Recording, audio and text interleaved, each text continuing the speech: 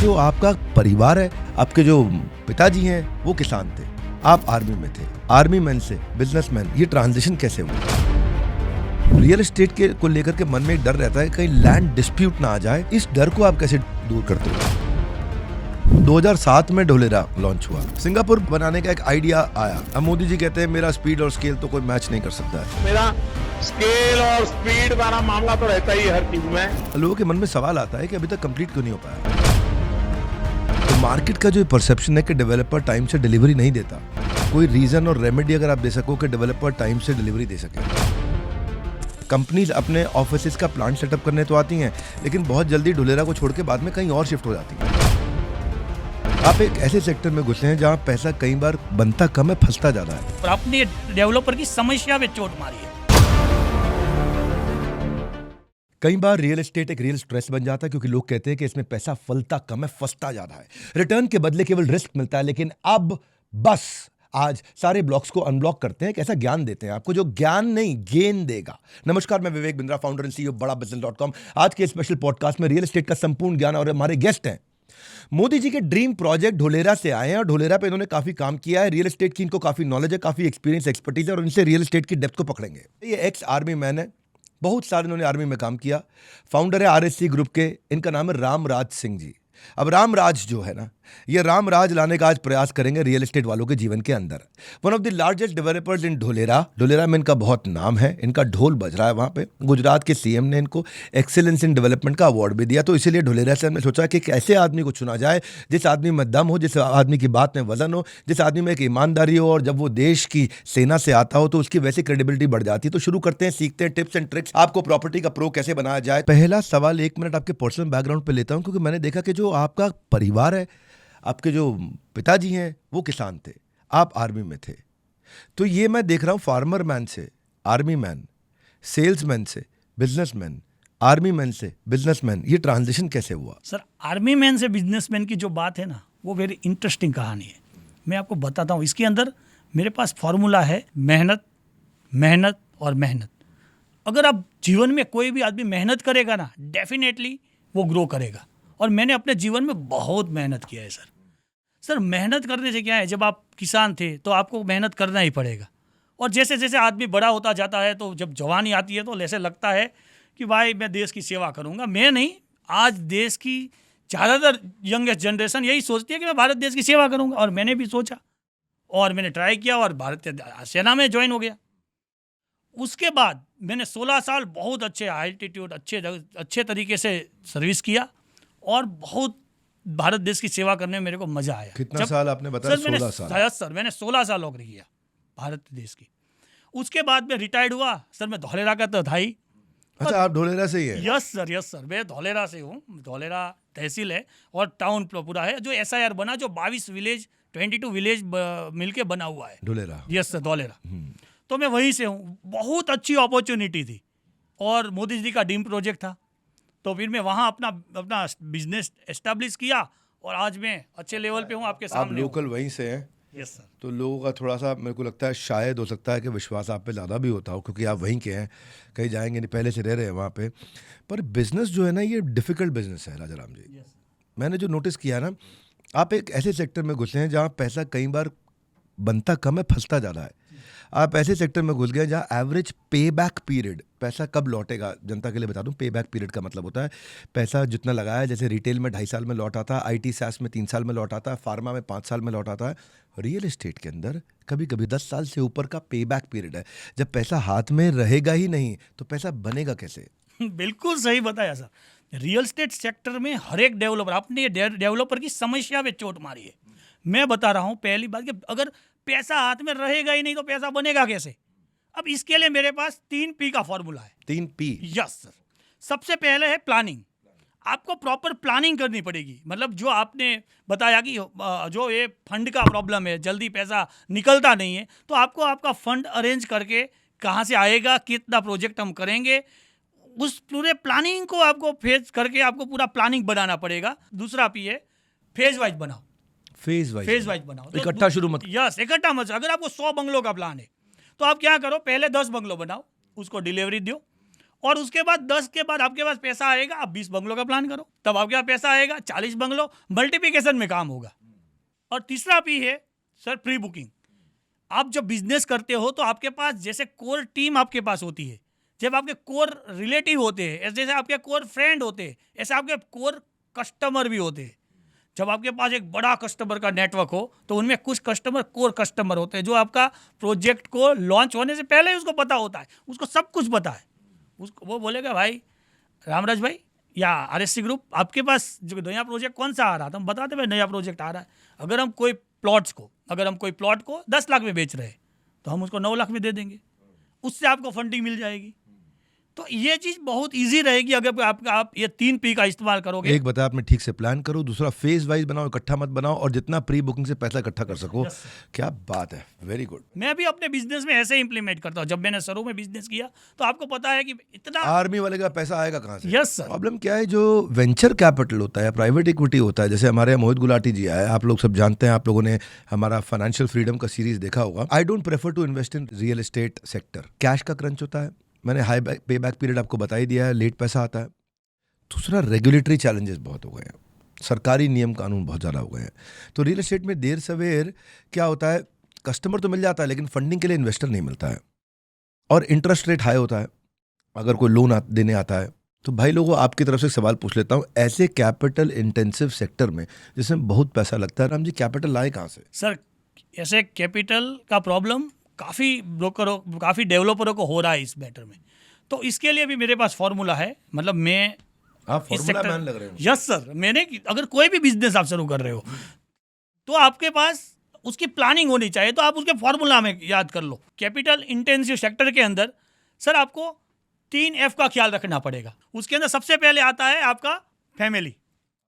आपकी फैमिली होगी, आपने देखा होगा श्रीमती जी या गृहिणियों ने कोरोना में बहुत छुपा के पैसे निकाले। तो फैमिली से पैसा इकट्ठा कर लो। यस, अगर आपकी मौसी, बुआ, फूफा, मामा और रिलेटिव में जो भी है जिसके पास थोड़ा बहुत पैसा है, भाई उसको दे दो, मेरे को दे दो, आपके पास पढ़ाई है, अच्छा पैसा मिल जाएगा, उसके साथ भी उनको ज्वाइन कर लो। दूसरा, फ्रेंड है आपके पास, कोई नौकरी कर रहा है, कोई धंधा कर रहा है, साला बैंक में पैसा पड़ा है, मिल नहीं रहा है, 4% इंटरेस्ट मिल रहा है बैंक में वो तो कोई काम का इतना मिलता नहीं है, तो उसको बोलते भाई तू मेरे को दे दे, अच्छा कमा के देंगे, तो आपको वहाँ से ही पैसे आ जाएंगे। उसके बाद हो गए आपके तीसरा जो ऐप रहेगा वो आपके पास जो ऑलरेडी फुल है, जिसके पास बहुत पैसे, पैसों से फुल हो रखे हैं। अच्छा, फुल नहीं? यस, फुल, पैसों से फुल, मतलब उनको पता नहीं कि पैसा लगाए कहाँ, या पता भी है तो टाइम नहीं है, और टाइम भी है तो उसके पास ऑनेस्ट पहचान में 2-4 ऐसे निकल ही आते हैं। यस बिल्कुल सर। अगर टाइम है उसके पास तो लगाने का उसको उतना टाइम नहीं मिल रहा है, और टाइम भी अगर मिल रहा है तो उसको अच्छा आदमी नहीं मिल रहा है, तो बोले भाई फौजी भाई ये लो पैसा मेरा, लगा दो कहीं। वाह, एक तो आप फॉर्मूला मैंने अच्छा लग रहा है, लेकिन पता है क्या है, डेवलपर्स के साथ में थोड़ी कड़वी बात बोलूं। Yes sir. डेवलपर्स के साथ में एक चुटकुला भी है। डेवलपर बोलता है कि दिवाली पे पोजीशन दूंगा, कस्टमर पूछना भूल जाता है कि कौन सी दिवाली पे देगा। अब ये केवल चुटकुला नहीं है, ये डेवलपर के लिए एक बड़ी चुनौती है। आप सारे कस्टमर्स की तरफ से पूछ लेता हूँ, प्रोजेक्ट डिले होता है तो उसमें फंडिंग, लीगल, लैंड डिस्प्यूट, और जब प्रोजेक्ट डिले होता है तो उसका इम्पैक्ट 3 चीज़ों पे होता है। एक, टाइम, दूसरा स्कोप, तीसरा कॉस्ट। टाइम लंबा हो जाएगा, स्कोप जो स्विमिंग पूल बनाना था बना के नहीं दिया, 5 बालकनी बोली थी 4 बालकनी बना के दे दिया, इसके अलावा टाइल जो बोली थी इतनी महंगी लगाऊंगा, सतवारियों लगाऊंगा, हल्की टाइल लगा दिया ला करके, कोई पकड़ा मोरबी में छोटा आदमी। और फिर फाइनली कॉस्ट, भाई जो मेरे को बेचना था 30 लाख में और मेरे को पड़ रहा था 22 लाख का, अब वो मुझे पड़ जाता है 29 लाख का, तो पैसे बचता नहीं है। तो मार्केट का जो परसेप्शन है कि डेवलपर टाइम से डिलीवरी नहीं देता, उसके कोई रीज़न और रेमेडी अगर आप दे सको कि डेवलपर टाइम से डिलीवरी दे सके। सर डेवलपर को टाइम से डिलीवरी देने के लिए उनके पास आपके जो सवाल है उसी के अंदर है। जैसे उसके अंदर फंडिंग का उनको प्लानिंग करना पड़ेगा। सबसे पहले उसको डेवलपर को फंडिंग का प्लानिंग करना पड़ेगा कि जब वो कोई प्रोजेक्ट ला रहा है तो वो जो फंड की बात कर रहे हैं, आने वाले समय में महंगाई बढ़ेगी, उनका पूरा प्लान बनाना पड़ेगा कि मैं कितने टाइम में इस प्रोजेक्ट को मैं डिलीवरी कर पाऊंगा। तो सबसे पहले उसका फंडिंग की प्लानिंग हो जाएगी। उसके बाद उसका जो लैंड है उसके बारे में उसको प्लानिंग हो जाएगी, कौन से जोन में कौन सा अप्रूवल लेना है, इनका प्लानिंग हो जाएगा। तीसरा कि जो उसको कंस्ट्रक्शन कंपनी उसको मिलती है, मतलब बहुत बार क्या होता है कि एक जो डेवलपर है उन्हें किसी कंस्ट्रक्शन कंपनी को दिया, वही काम पूरा करके नहीं दे रही, तो आपको जो कंस्ट्रक्शन कंपनी आपके लिए चूज़ करते हो वो कंस्ट्रक्शन कंपनी एक नंबर होनी चाहिए, उसके रिव्यू रिकॉर्ड्स ये सब आपने खुद ने चेक किए हुए चाहिए, आपके साथ उनके एक्सपीरियंस होना चाहिए। जब कस्टमर को भी आप जब डिलीवरी देते हो तो 2 महीने अर्लियर बात करनी है। अगर मानो आज आपने बता दिया कि मैं आपको मई में डिलीवरी दूंगा, आप उसको मार्च में अपने काम खत्म करने का प्रिपरेशन रखो। और अगर आपका काम मई में खत्म हो रहा है तो आपका जुलाई में उनको पोजीशन देने की बात करो। तो आपको अपना भी थोड़ा टाइम रख के उससे बात करनी है।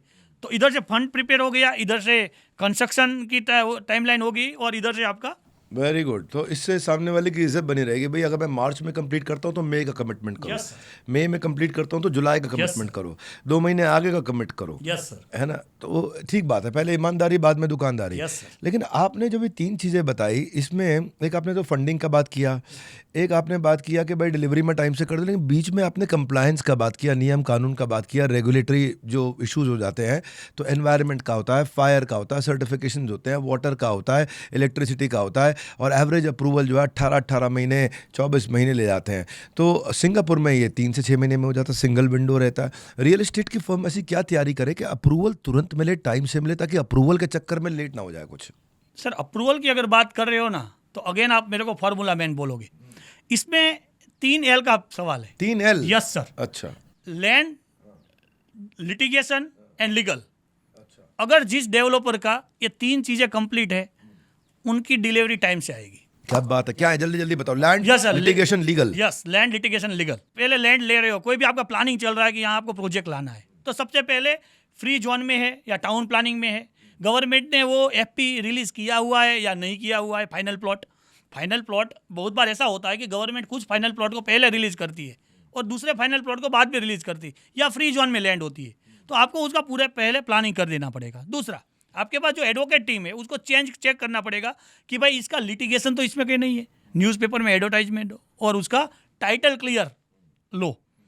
और सेम चीज़ हो गया लीगल के गवर्नमेंट के नॉर्म्स जो है टाइम टू टाइम चेंज होते रहते हैं। तो आपके पास ऐसी सॉलिड टीम होनी चाहिए, और अगर आपके पास सॉलिड टीम नहीं है तो सॉलिड आउटसोर्सिंग आप कंप्लीट करना पड़ेगा कि मेरा लीगल जो है, गवर्नमेंट को जो डॉक्यूमेंट चाहिए, अगर आपने प्लान पास में रखा हुआ है तो वो डॉक्यूमेंट कंप्लीट है।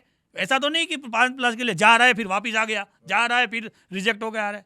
अगर उस कंडीशन के अंदर रहेगा तो मेरे ख्याल से इस प्रॉब्लम का सॉल्यूशन तुरंत हो जाएगा। वेरी गुड, वेरी गुड, बहुत अच्छा बताया। लैंड बताया, लिटिगेशन बताया, और अपनी लीगल टीम बताया। अब रियल एस्टेट में ना एक और समस्या आती है। आप ढोलेरा में काम कर रहे हैं, मुझे अपने एक्सपीरियंस से शेयर करिए। लेबर का जो शॉर्टेज है, मैंने देखा है कि हीरानंदानी ग्रुप के जो मैनेजिंग डायरेक्टर हैं, जिनका नाम है निरंजन हीरानंदानी, वो कहते हैं अगर मेरे को 100 स्किल्ड चाहिए तो 20 ही मिलते हैं। अब मैन पावर मिल जाती है पर स्किल्ड नहीं होती, और अगर स्किल्ड चाहिए तो पूरी नहीं मिलती। अब समस्या ये है कि अब ये हमारे यहाँ पे नोएडा में, दिल्ली के पास में गौर ग्रुप बहुत काम करता है, मनोज गौर, वो कहते हैं कि ओवरऑल 25% तो स्किल्ड मैन पावर का भी मिलती ही नहीं है।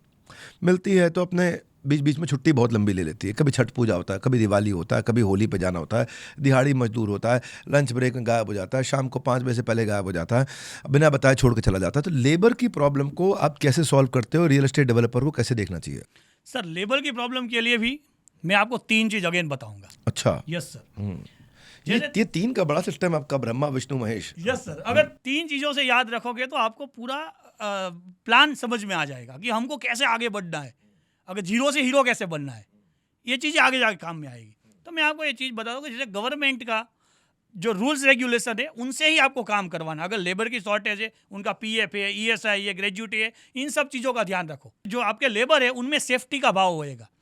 जो लेबर है अपने आप को सिक्योर फील करेगा, उसको पता है कि मालिक है वो मेरा अच्छा ख्याल रख रहा है, और गवर्नमेंट के नॉर्म्स जो है, यानी गवर्नमेंट के नॉर्म्स के अंदर ही आपको काम करना है। दूसरा है सेफ्टी एंड सिक्योरिटी। आपकी साइट पे सिक्योरिटी काम होगा, सेफ्टी से काम होगा। दूसरी रही सिक्योरिटी ओनली ऑन सिक्योरिटी नहीं, उसकी सोशल सिक्योरिटी, उसकी फिजिकल सिक्योरिटी, उसका काम आने वाले समय में मिलेगा नहीं उसकी सिक्योरिटी। अब मैं आपको इससे एक चीज़ रिलेटेड करके बताता हूँ। सिक्योरिटी में क्या है कि उसको जब आएगा आपके पास तो आपको बोलेगा कि सेठ, उसको लगना चाहिए कि सेठ के पास आने वाले समय में भी काम है। ठीक है, मेरे को घर में कोई प्रॉब्लम आ गई और सेठ मदद करेंगे नहीं करेंगे, एक इमोशन रिलेशन होते हैं। तो उसको पता है कि जब मेरे को प्रॉब्लम आएगी तो सेठ मेरे साथ खड़े हैं।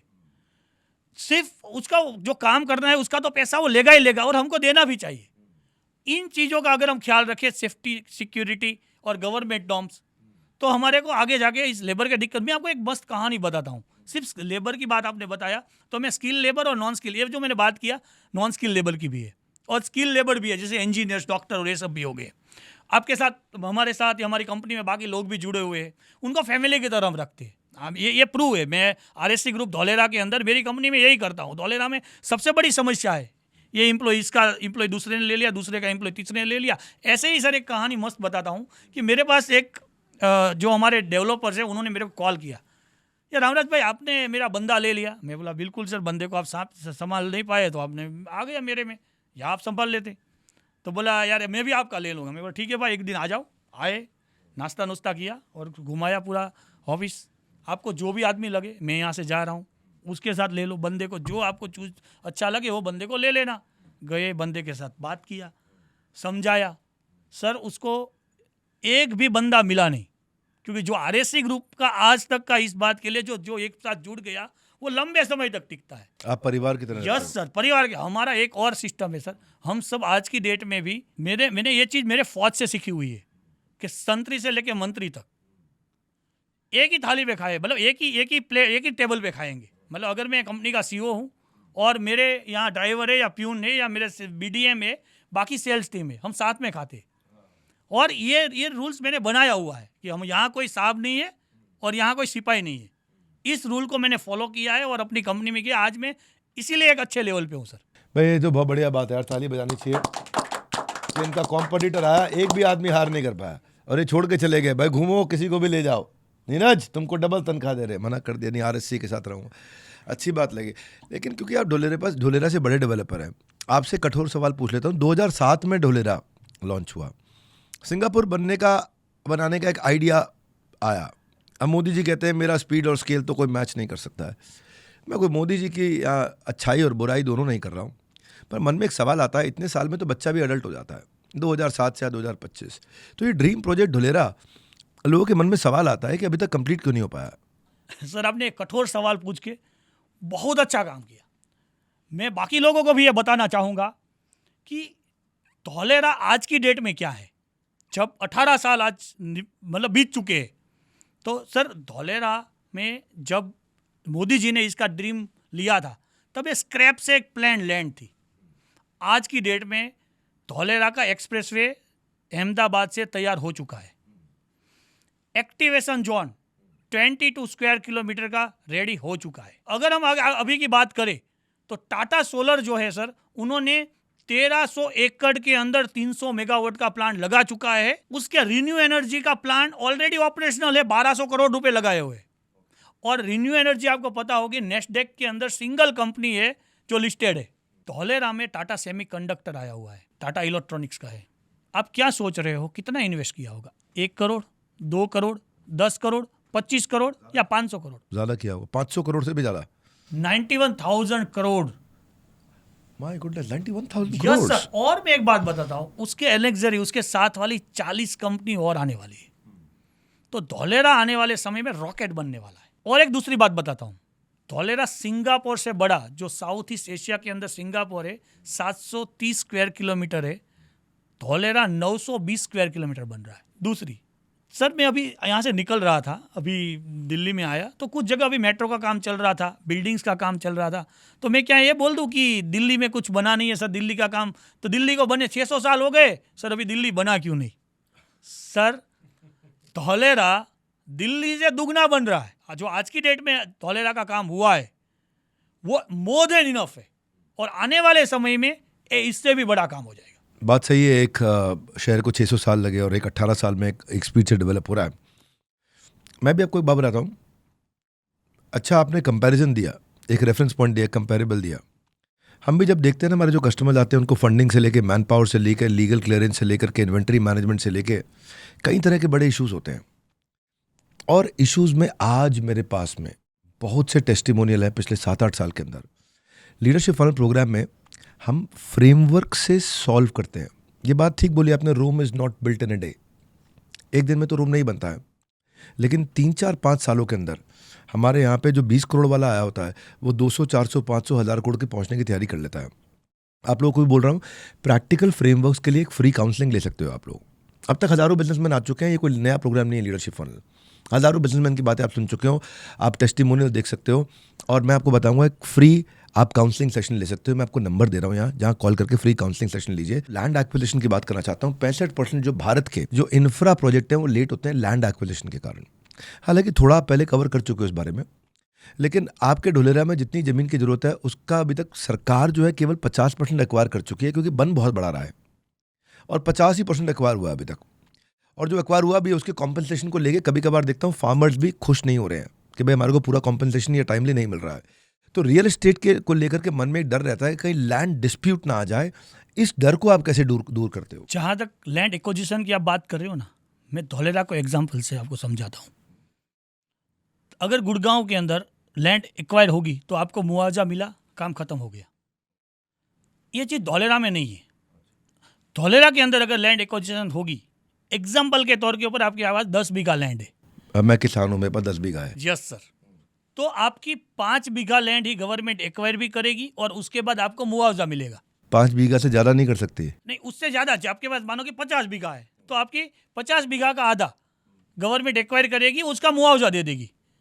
उसके साथ जो आपको एक फाइनल प्लॉट मिलेगा, आधा जो लैंड आपकी बची है या 50 बीघा है तो उसका आधा फाइनल प्लॉट मिल गया। उसके पास से रोड बना के गवर्नमेंट देगी, उसके बाद स्ट्रॉम वाटर की लाइन गवर्नमेंट देगी, इलेक्ट्रिसिटी आईसीटी की लाइन ये सब गवर्नमेंट देगी। उसका जो लोकेशन है वो पीछे बिल्कुल रोड के ऊपर आ जाएगा। तो इसमें किसान को फ़ायदा ही फ़ायदा है। तो इसमें आज मैं आपके माध्यम से किसान को भी ये मैसेज देना चाहूँगा कि धौलेरा का जो प्रोजेक्ट है वो सबके लिए बेनिफिशियरी। मैं इसको रिकन्फर्म कर लेता हूँ। आप कह रहे हो मेरे पास अगर 50 बीघा है तो सरकार खाली 25 बीघा ले सकती है। 25 बीघा का मुझे मुआवजा मिल जाएगा, 25 बीघा का मुझे प्लॉट मिल जाएगा। मेरे प्लॉट के आगे से जब पानी भी जा रहा है, सड़क भी जा रही है, आईसीटी भी जा रहा है, मेरे प्लॉट के आगे सब कुछ सारी फैसिलिटी इंफ्रास्ट्रक्चर जा रही है, तो बचे हुए 25 बीघा की वैल्यू भी बढ़ गई और मुझे 25 बीघा का पैसा भी मिल गया। Yes sir. और that's lovely, that's so nice. तो ये ढुलेरा का रूल है ये? यस सर, धौलेरा का। अच्छा, अब आपसे मैं पूछना चाहता हूँ कि एक डेवलपर को डिजिटली माल बेचना चाहिए या फिजिकली माल बेचना चाहिए ब्रोकर्स के साथ में? रियल एस्टेट का जो ऑफलाइन रेफरल पे चला करता था वो ज़्यादा बढ़िया है, या आजकल मैजिक ब्रिक्स के थ्रू, 99 एकर्स के थ्रू, हाउसिंग.com के थ्रू जो है virtual site vision, 3D VD सब ड्रोन वोन सब कुछ देख लेता है आदमी। तो कन्वर्जन रेशियो एक डेवलपर के लिए कहाँ ज़्यादा बेटर आता है कि वो लोकल ब्रोकर्स के साथ काम करे या डिजिटली भी लोगों को अपना ट्रैफिक को जनरेट करे? क्या चीज़ बेटर है रियल एस्टेट में? सर, अगर रियल एस्टेट डेवलपर के लिए अगर बेस्ट रहेगा तो ऑनलाइन सबसे बढ़िया रहेगा। उसकी मैं एक बात आपको एग्जांपल के साथ बताता हूँ। अगर कोई रेफरल करेगा, एक बार भी रेफरल करा कि धौलेरा के अंदर या कहीं भारत में कहीं भी डेवलप अच्छा हो रहा है और वहाँ इन्वेस्ट करो, तो उसके लिए उसको क्या करना है, कोई रेफरल मिलने के बाद सीधा उसको ऑनलाइन जाएगा। अगर वो देखेगा पहले में, उसके बाद उसको वेबसाइट में देखेगा, उसको वॉक थ्रू वीडियो मिलेगा, उसको प्लानिंग मिलेगी पूरी, उसके बाद 3D वीडियो मिलेगा, सोशल मीडिया पे देखेगा, बिल्डर के रिव्यू देखेगा, तो वो पूरी चीज़ें ऑनलाइन चेक कर सकता है। अब मैं ऑफलाइन की दूसरी बात पे आता हूँ। अगर मैं आपको ऑफलाइन किसी को दिल्ली से धौलेरा, देहरादून से धौलेरा, दुर्गापुर से धौलेरा खरीदना है तो ऑफलाइन के अंदर उनको फिजिकल आना पड़ेगा। जबकि इसके अगेंस्ट में मैं बात करूँ तो ऑनलाइन सबसे बढ़िया रहेगा। गुजरात के अंदर और एक चीज़ आपके माध्यम से मैं बताना चाह रहा हूँ, गुजरात के अंदर रजिस्ट्री के लिए खुद बायर्स को आने की ज़रूरत नहीं पड़ती।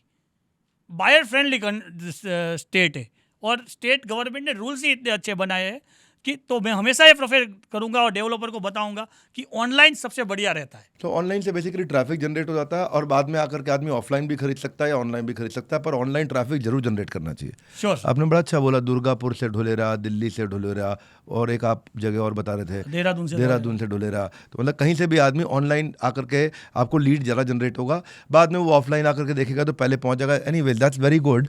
आपके शहर ढुलेरा के बारे में एक ट्रेंड मैंने नोटिस किया है, वो ट्रेंड पे बात करना चाहता हूँ आज मैं आपसे। सीधा सीधा सवाल है, मैंने देखा है कि कंपनीज अपने ऑफिसेज का प्लांट सेटअप करने तो आती हैं लेकिन बहुत जल्दी ढुलेरा को छोड़ के बाद में कहीं और शिफ्ट हो जाती हैं।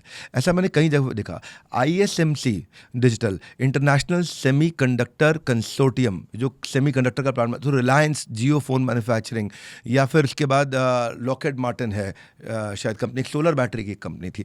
तो जब बड़े कॉरपोरेट ढुलेरा को लेकर के इतने बेयरिश हैं, यानी कि उसको लेकर ढुलेरा को छोड़ रहे थे, तो रियल एस्टेट डेवलपर को इतना कॉन्फिडेंस क्यों अगर बड़ी कंपनियों ने छोड़ा है ढुलेरा को? तो सर, रियल एस्टेट डेवलपर की कॉन्फिडेंस की अगर मैं आपको बात करूं, उससे पहले मैं आपको एक थोड़ी कहानी पे ले जाऊंगा पीछे। अभी मैं बाहर से आ रहा था, दिल्ली में एंटर हो रहा था, तो मेरे को मेरे घर से फ़ोन आया। मम्मी मेरी बोल रही है कि भाई दिल्ली तो डूब गया, राजधानी डूब रही है। तो मैं बोला राजधानी कहीं डूब नहीं रही, यहाँ तो छोटी बारिश हुई है। तो ये रिपोर्ट किस में देखा? तो टीवी में देखा। तो ऐसा कुछ था नहीं। सेम यही कहानी धौलेरा की है। धौलेरा के अंदर कुछ कंपनी आई होगी, रिसर्च किया होगा, नई प्लान सेटअप हुआ, ये अलग मैटर है। रिलायंस की, जियो की जो आपने बात किया, रिलायंस ने खुद अपना लैंड वहाँ ले रखा है। दूसरी बात बता रहा हूँ कि जेके ग्रुप और अदानी ग्रुप 3000 करोड़ का इन्वेस्टमेंट कर रही है, हिंदुस्तान टाइम्स की रिपोर्ट है। तो धौलेरा अपने आप में ऑलवेज ग्रो है। और इसी बात के लिए अब दूसरी बात पे आ जाऊँ कि रियल एस्टेट डेवलपर इतने बुलिश क्यों है। आज मैं आपके माध्यम से बताना चाह रहा हूँ कि आज से 10 साल पहले जिस चीज़ का रेट, मतलब जिस लैंड का रेट 700 रुपये था ना सर, आज उस लैंड का रेट 7000 रुपये है। 10 गुना बढ़ गया है। Yes sir. तो लैंड का रेट, कंपनी का सेटअप, बढ़ता इंफ्रास्ट्रक्चर, ये धौलेरा के लिए ऑलवेज फ्यूचरिस्टिक रहा है। और मैं आपको बता रहा हूँ कि भविष्य में धौलेरा दुबई और सिंगापुर जैसा सिटी बनेगा और दम श्योर बनेगा। इसमें पार्टिसिपेट में बहुत बड़ा पार्ट आरएससी ग्रुप कर रहे हैं। इस चीज में आप हमारे साथ जुड़ सकते हो ना। आप हमारे साथ चैनल पार्टनर के रूप में जुड़ सकते हो, आप मेरे को इन्वेस्टर के रूप में जुड़ सकते हो, हमारे आप कस्टमर के रूप में जुड़ सकते हो।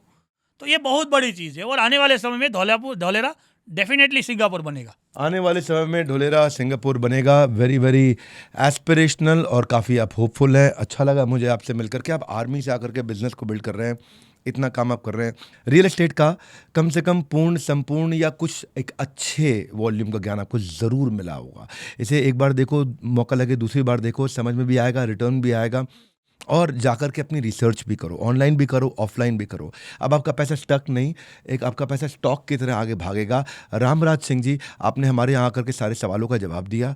आप नेटिव गुजराती हैं, आपके लिए इतना फ्लुएंट हिंदी बोलना मुश्किल रहा, लेकिन फिर भी आपने इतने अच्छे से सारे सवालों का जवाब दिया। रियल एस्टेट में लोग घबराते हैं, आकर के इंटरव्यू नहीं देना चाहते हैं, सामने नहीं आना चाहते हैं। आप सामने आए, खड़े होकर मजबूती से सारे जवाब दिए। आपका प्रेम पूर्वक बहुत बहुत धन्यवाद। वर्ल्ड का नंबर 1 एंटरप्रेन्योर यूट्यूब चैनल बनाने के लिए, इस वीडियो को धौलेरा के विषय में जो जानना चाहते हैं उन सब तक पहुंचाने के लिए आप सबका हृदय की गहराई से प्रेम पूर्वक धन्यवाद।